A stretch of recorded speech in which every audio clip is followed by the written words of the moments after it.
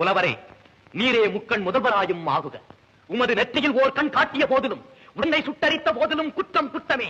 நெற்றிக்கண் திறப்பினும் குற்றம் குற்றமே. தைரியத்தை பத்தி ஒரு செம கதை இருக்கு. வாங்க மதுரைக்குள்ள போலாம். மதுரை பாண்டிய மன்னனுக்கு ஒரு வினோதமான சந்தேகம் வந்தது. அது என்ன தெரியுமா? சரியா பதில் சொன்னா பரிசு 1000 பொற்காசுகள்.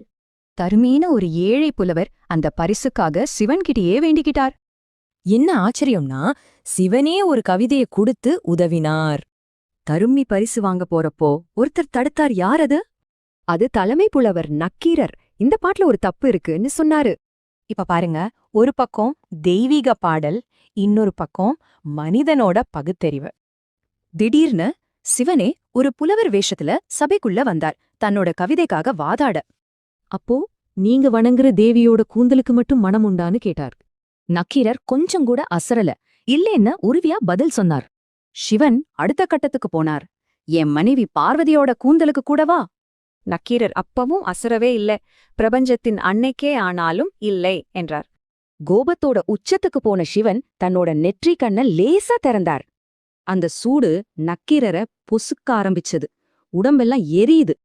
உடல் எரிஞ்சாலும் அவரோட குரல் ஓங்கி ஒலிச்சது. நெற்றிக்கண் திறப்பினும் குற்றம் குற்றமே.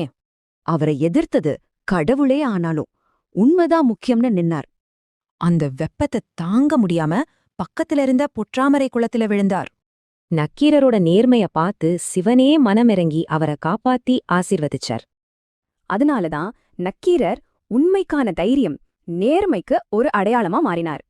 அதிகாரம் எதுவா இருந்தாலும் உண்மைய பேசுறதுதான் தமிழோட அடையாளன்னு இது காட்டுது. சரின்னு நீங்க நம்புற ஒரு விஷயத்துக்காக நீங்க எந்த எல்லை வரைக்கும் போவீங்க?